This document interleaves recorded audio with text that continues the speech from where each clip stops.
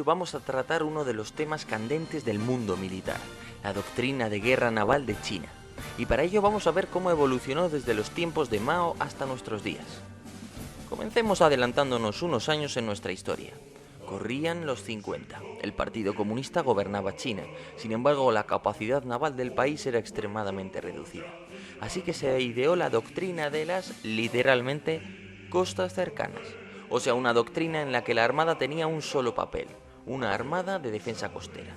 Ayudar a destruir las fuerzas de desembarco enemigas y atacar sus líneas de comunicación. Para detener los desembarcos enemigos se había ideado una táctica que consistía en crear un área de más de 14 kilómetros para atacar a lo largo de las playas. Sobre estas se concentrarían simultáneamente la artillería de costa, la aviación y por supuesto la armada china. Para enfrentarse a los poderosos destructores y cruceros enemigos, los chinos enviarían un enjambre de lanchas torpederas, cañoneros e incluso fragatas. Pero antes de continuar, debo dar las gracias a la compañía de videojuegos World of Warships por haber patrocinado este vídeo.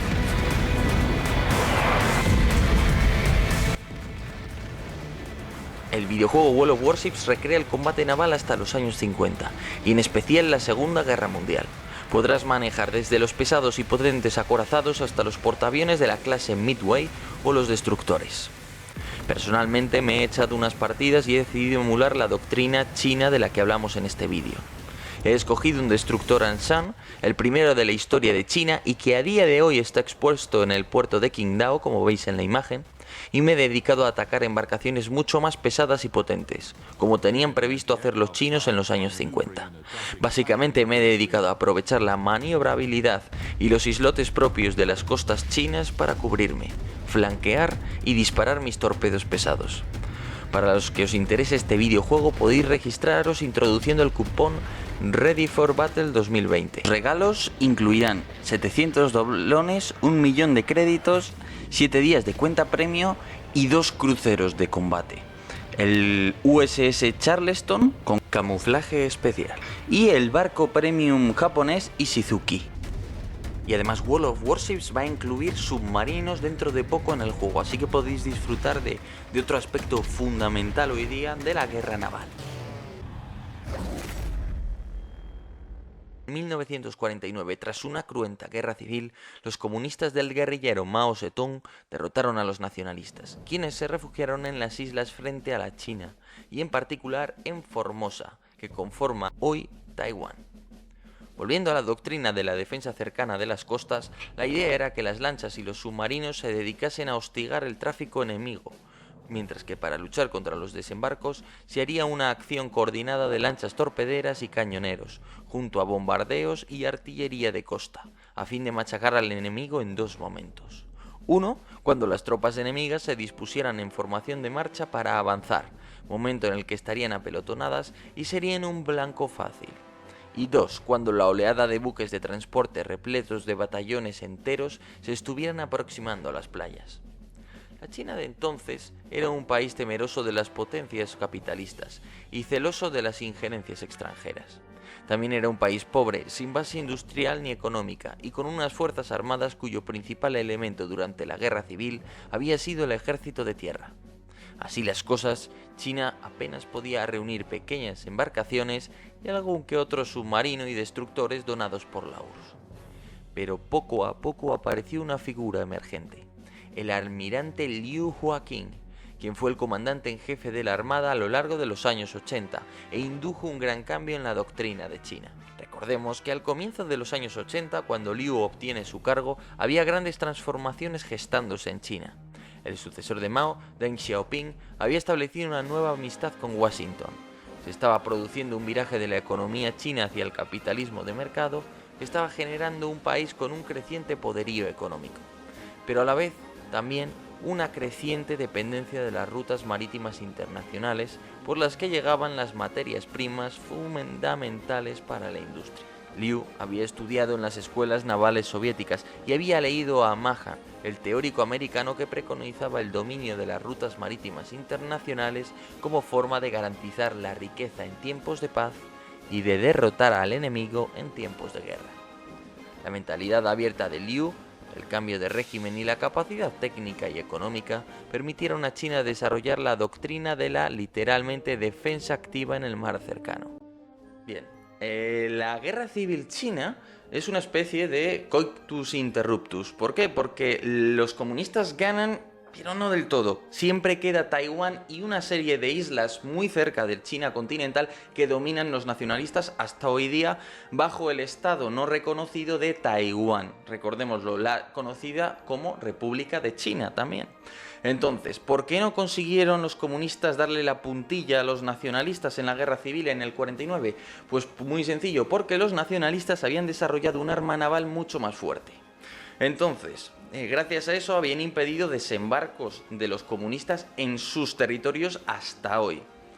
¿Qué ocurre? Como vemos, los comunistas venían de una tradición en la que lo importante había sido la guerra en tierra, que es en lo que había consistido principalmente la guerra civil china, y en la misma no habían desarrollado, por tanto, un arma naval un poco fuerte, por así decirlo. Entonces, claro, ¿qué ocurre? Que al principio, con esa doctrina de defensa costera, es lógico que se dé. Primero, porque no tienen experiencia de combatir en el mar. Segundo, porque no hay capacidad técnica ni económica para producir una flota importante, ya que eso son cosas que requieren muchos recursos. Y, por supuesto, en tercer lugar, pues no pueden obtener otra cosa. Entonces, lógicamente, se centran en la defensa costera, lo que da lugar a que la Armada de China se convierta un poco en el hermano pequeño, que es un apéndice de la defensa costera basada en tierra. Por tanto, en aquel momento la Armada es como un cuerpo dependiente que no tiene realmente una misión exclusiva que le dé sentido, sino que es más bien una cosa dependiente de la defensa costera general que rigen sobre todo las fuerzas terrestres. Ahora bien, con Liu esta cosa va a cambiar. ¿Por qué? Pues porque va a introducir una nueva doctrina acorde a los tiempos en la que naturalmente pues, se va a desarrollar una armada china con buques de mucha mayor autonomía que permiten actuar a mayor distancia. Lo que podríamos considerar una flota, una armada de aguas verdes, que no es capaz de operar en todo el mundo, pero sí ya dentro de su territorio. Entonces, eso da lugar a que la Marina china se convierta en un organismo completamente independiente con una misión exclusiva que no puede tener ni las fuerzas terrestres, ni las aéreas, ni ninguna otra, ¿no? Entonces eso le da su entidad como rama estratégica. Otra idea muy importante que quiero transmitiros es la de las cadenas de islas. Es una idea arbitraria, obviamente, no es que haya una cadena literalmente, pero bueno, se establece así en el plano y es bastante útil, yo creo. Hay 3 cadenas de islas, pero bueno, las más importantes son 2 sobre todo. La una, la que veis ahí, que pasa por Taiwán, y la otra, la que está más allá de Japón, por así decirlo. Entonces, ¿por qué es importante? Pues porque vienen a representar, digamos, la capacidad de China para eliminar todo lo que Estados Unidos pueda lanzar a partir de esas líneas, entre comillas. Entonces la idea es que China tiene una cantidad enorme de misiles lanzados desde bombarderos, desde submarinos, desde buques, desde 1000 plataformas, y la mayor parte de ellos llegan a la primera cadena de islas. Solo unos pocos llegan a la segunda, o muchos menos, y muy poquitos ya llegan a la tercera. ¿Por qué es importante este concepto? Pues porque los chinos cada vez concentran más capacidad de nodos de comunicación, de capacidad de observación, de plataformas con misiles capaces de atacar cada vez más lejos. Entonces, cuantos más hay, más difícil es para Estados Unidos acceder a partir de esas cadenas de islas, ¿no? Punto importante pues es entender que China ha estudiado la forma de hacer la guerra a Estados Unidos, que consiste principalmente en poder concentrar su capacidad material, industrial, tecnológica, que es brutal, que se traduce en superioridad de potencia de fuego, en una zona segura dentro del teatro de operaciones. Es decir, pues ahí tenemos el Reino Unido durante la Segunda Guerra Mundial, ¿no? Ahí pudieron acumular material durante al menos 2 años hasta que ya lanzaron el desembarco de Normandía, ¿no? O en el caso de la Guerra del Golfo, los americanos pudieron acumular material a través de los puertos y aeropuertos que Arabia Saudí les cedió, y luego ya lanzó su ofensiva terrestre. Entonces, gracias a la mejora tecnológica y a un pensamiento que va que piensa en armas de largo alcance, China ha dicho: nosotros no vamos a esperar a que Estados Unidos acumule toda esa fuerza y nos ataque. Lo que vamos a hacer es atacar toda la infraestructura que soporta este esfuerzo. Infraestructura que a menudo tiene como común denominador que se trata de instalaciones fijas: puertos, aeropuertos, bases militares, centros de mando, centros logísticos, almacenes, todo eso.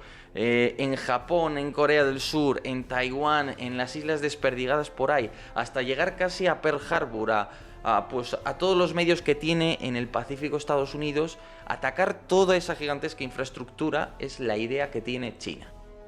Ahora bien, ¿cómo evolucionó la Armada china desde la proclamación de esta doctrina en los años 80?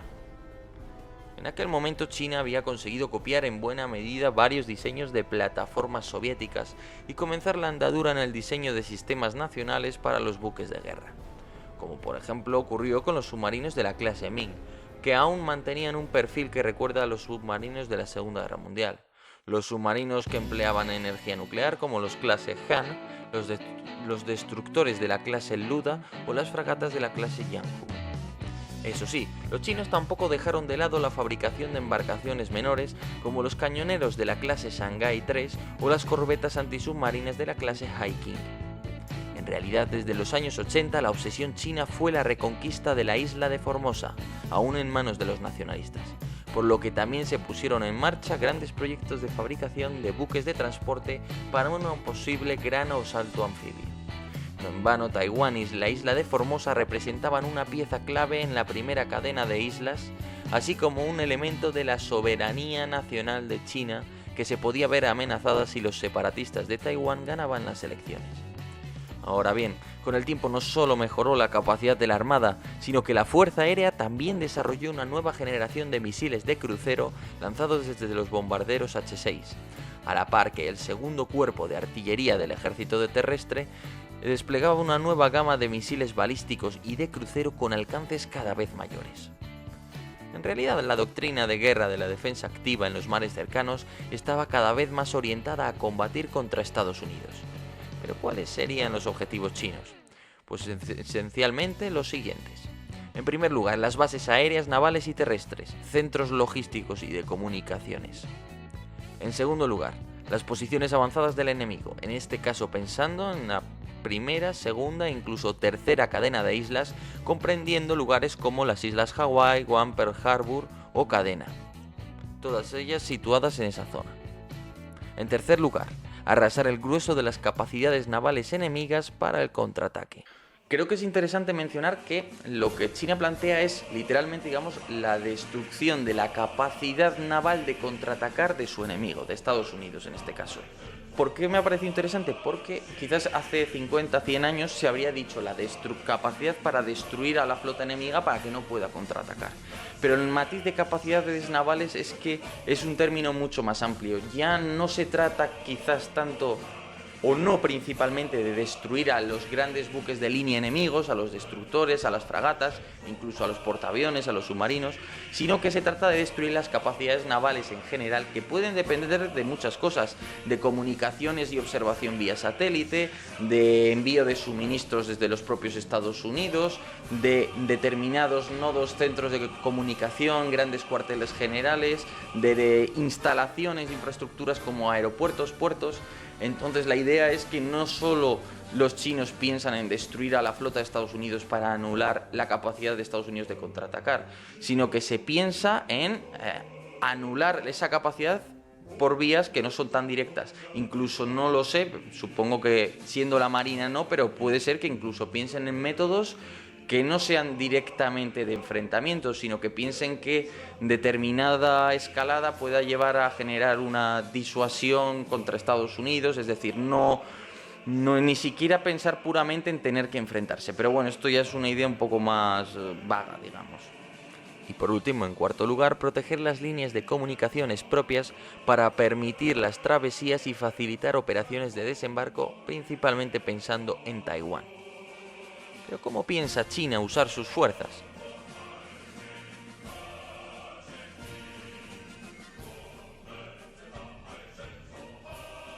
Bueno, pues muchísimas gracias por haber visto el vídeo.